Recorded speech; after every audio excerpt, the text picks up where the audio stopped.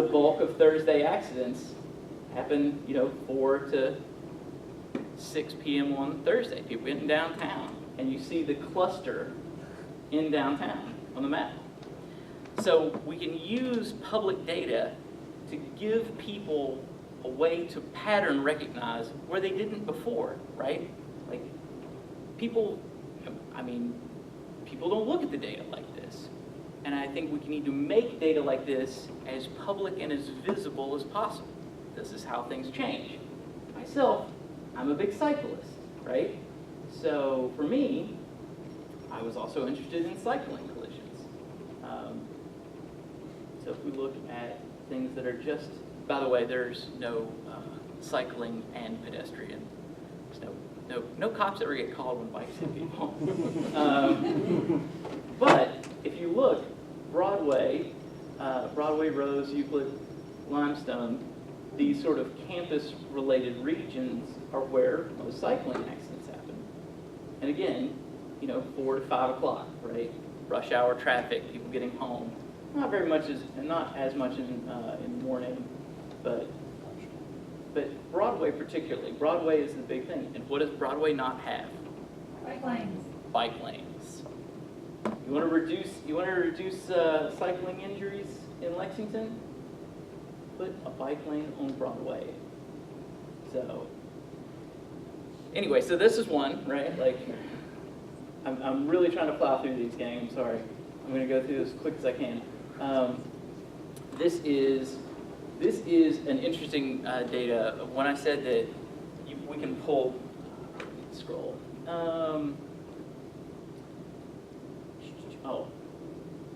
I'm a really big fan of GIFs. So we couldn't tell. Yeah, I know. I'll try. Let's see, last 3 years. So this is Fayette County health code inspection scores of restaurants mapped. So one of the things that is available in Fayette County is a really handy list of every single address with a geolocation. That is available on data.lexingtonky.gov. Just if you need every single address's geolocation. So you can join that with Fayette County inspection scores. Now this data is actually live in as much as they update inspection scores. I did that because I got thinking about going out, and I was thinking, where do I want to go? When do you look at food inspection scores? When you're there, right? Doesn't it make sense that you would want to know that before you got to Pizza Hut, or wherever? So I wanted to design something, and I also wanted to know like orange dots are ones where there was a critical issue, right? Like I wanted to know like who really was in there picking their nose and putting it in the hams, in the salad, right? Like where were there critical issues? You show some big offenders here. Yeah, I mean we can look at it. Now this is 3 years. This is 3 years. Jalapenos recently closed. Just throwing that out there. Maybe there's a reason. Score of 64. Anything that says. By the way, if you want to do trends, you can do some really interesting trends. If you look at things titled buffet, just letting you know. Those all have a score of 100? What's that? Those all have a score of 100? Yeah, I know, shocking. So I did this, but this is actually an interesting collaboration because I did this in work with, there's a group called Open Data Lex. And I met with those guys and we talked about some stuff. And they said, well, as a matter of fact, we are putting restaurant scores out into separate, because right now it goes into an Excel file on the food inspection site, right? It goes into an Excel file that they post. Well, the Open Data Lex guys now have a script running so that whenever they post a new one, it pulls down, they parse it into separate CSV files, and then they post it on their little GitHub repository. Well, huzzah, Tableau Public now supports live pulls from Google Sheets, right? So I have Google Sheets getting fed from their CSV files because you can load a sheet with a remote CSV file. And so it goes, Excel file gets posted, cut into CSVs, posted on their GitHub, pulled into my Google Sheet, refreshed by Tableau nightly.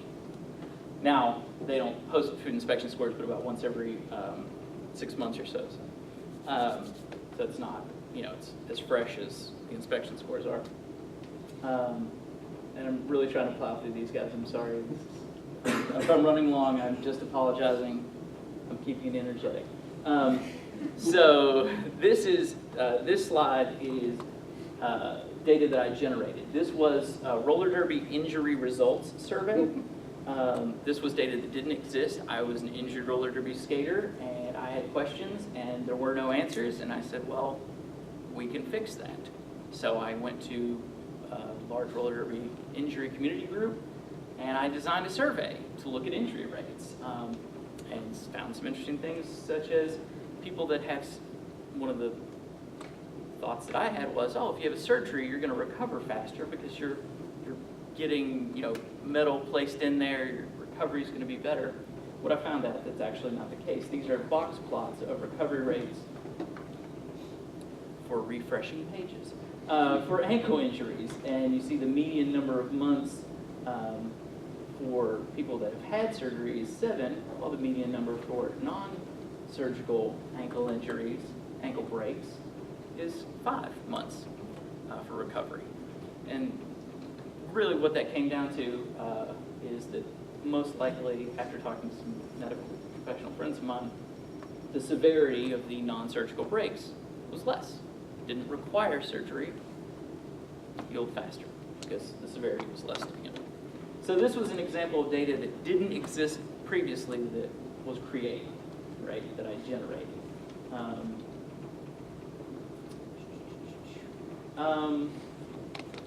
Let's see where we're at on this. Okay, last one, and then I promise I won't even bring up my second set. This is 1 year of Instagram data mapped. So this is actually it's about a year and a couple of months. Every single Instagram post in the city of Lexington collected. This was, again, data that didn't exist previously. Some of you that are in the Tableau group in UK have seen this before. But I captured all of this using if this, then that.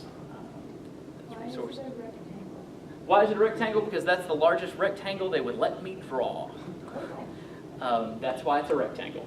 It wouldn't let me draw a circle, it let me draw a rectangle, and that was the largest one. So I got most of New Circle, most of everything inside New Circle. So how did you set it up? I can go through that more in depth in a bit, but the upshot is I used if this then that to every time a post was within that rectangle, and it had to be geolocated and public, and then it went into a spreadsheet. It went into a Google Sheet. So I can show you for that year and a half or so, top posters by username. Interestingly enough, you can do a lot of stuff with this kind of data. Like, I want to know who posts about beer. You know where people post about beer? At breweries? At breweries. This is the location of every brewery in Lexington. And almost every bar. Just by, yeah, and you can tell popularity, right? Like who's posting more about beer and whatever. Or is a popularity of Instagram among the population that goes to that bar? Right. I mean, people who go to craft breweries are more likely to use Instagram than people who go to like bourbon bars. Right. So yeah, we can easily, you want to find out, let's find out. Like, let's edit the field, right?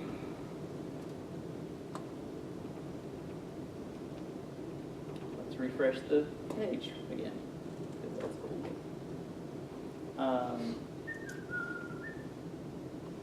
So there's your bourbon bar, right? I'm not exactly sure what that one is. It went back to here again. Oh, it went back to, oh, okay. That was like, all right.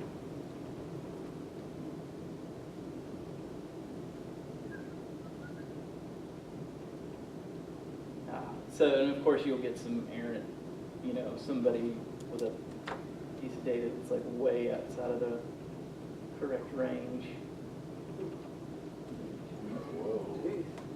Well, it's redrawn. It's redrawn. So, yeah.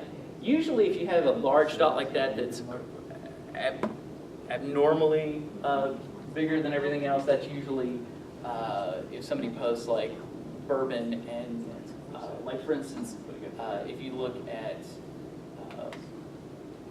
posts for share the Lex, well not share the Lex so much, but like UK football, the football stadium gets zillions of posts just because it happens to be a place a lot of people post. But yeah, and it doesn't necessarily mean that that's where all the data posts are. Anyway, so this is just one thing that you can do. Like you can generate this type of data. Like every one of you can gather this type of data. Like I didn't do anything. I used no proprietary anything for this. This is all public, free, available tools. Okay. And I will show you one last one, even though I lied and said I wasn't going to. So this was data I pulled yesterday. Because of the web data connectors, they do have an Instagram web data connector now. So you can pull, this is basically live data out of Instagram. Of course, you have like one here. So I did hashtag share the Lex, right? Like that's the big Lexington hashtag. So I wanted to see like what is, where are these share the Lex posts happening? So you can search by location, by tag, whatever. And you find that a lot of places where share the Lex happens are parks, actually, public parks. So I was doing that for a friend of Virginia's who swore she was going to be here. I'll pass it on. Yeah, please do. So anyway, but I mean, you could. So this is you want to know how your brand is doing. You want to know how your whatever is doing. You can get that now, and it's free. And you've got Tableau. You can do it. Like, I think everybody in this room has it. So, okay. Now that I have completely burned you all through with data, I want to get. Let's see if I can. Ah! Oh no! Almost. Oh man. That's why I'm not allowed to work technology anymore. Give me all my notes over here. Yeah. All right. So this is my kids' team.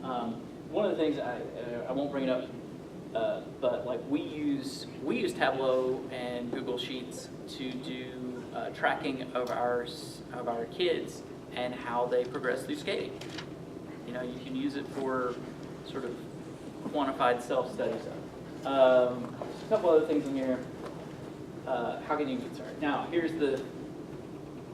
Why is this not showing the full screen? Crap. Well, you try to put funny things out there. That's a character saying I have approximate knowledge of many things.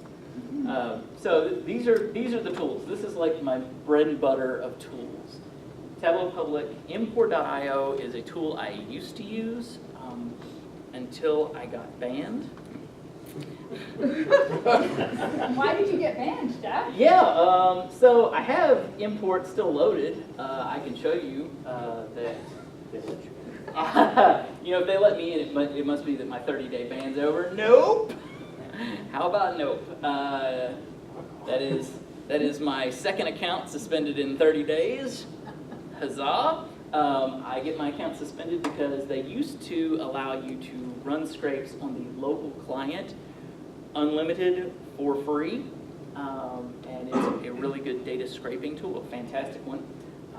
But now they have crippled it entirely. So now the current limit is, if you scrape on their cloud-based platform, 500 queries a month, which is very low, or locally 10,000 queries a month. And to give you guys an idea, my average number of queries in a month ballparks in the 100,000+ range to scrape data. That's how much data I usually pull down in a month. So yeah, so import, not so great. Used to be great, now not so great. Now I use a tool called Octoparse, which is, I'll pull this up and show you guys real quick. I'm sorry, I'm running long. I'm sorry, Alex. Octoparse is a scraping tool. I pulled a couple things up. Very simple to step through things, give it a URL, define a list of sub things. My girlfriend's really into socks, so I scraped a site called Sock2, not Socks. So generates the list based on all the things here, and then it will do pagination, find field. There's all the data from each page. It will roll through and scrape the entire thing. This is now becoming my go-to, right? So that's how that looks, setting up a simple one. If you're into more fancy stuff, like Craig, like what I was telling you about,